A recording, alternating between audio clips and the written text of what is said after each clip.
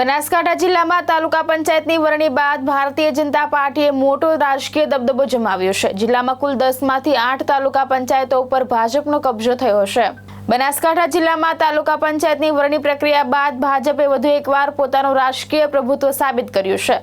જિલ્લામાંથી 6 તાલુકા પંચાયતોમાં ભાજપને પહેલેથી જ સ્પષ્ટ બહુમતી પ્રાપ્ત હતી, જ્યારે દાંતા તાલુકા પંચાયતમાં કોંગ્રેસના એક સભ્ય ગેરહાજર રહેતા ભાજપે બહુમતી પુરવાર કરી હતી, જેના આધારે દાંતા તાલુકા પંચાયતના પ્રમુખ અને ઉપપ્રમુખ તરીકે ભાજપના સભ્યોની નિમણૂક કરવામાં આવી હતી।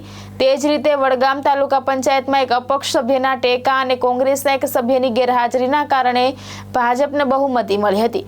પરિણામે વડગામ તાલુકા પંચાયતમાં પણ પ્રમુખ અને ઉપપ્રમુખ તરીકે ભાજપના સભ્યોની વરણી કરવામાં આવી હતી। આમ દાંતા અને વડગામ તાલુકા પંચાયત સહિત કુલ 8 તાલુકા પંચાયતો ઉપર ભાજપનો ભગવો લહેરાયો છે।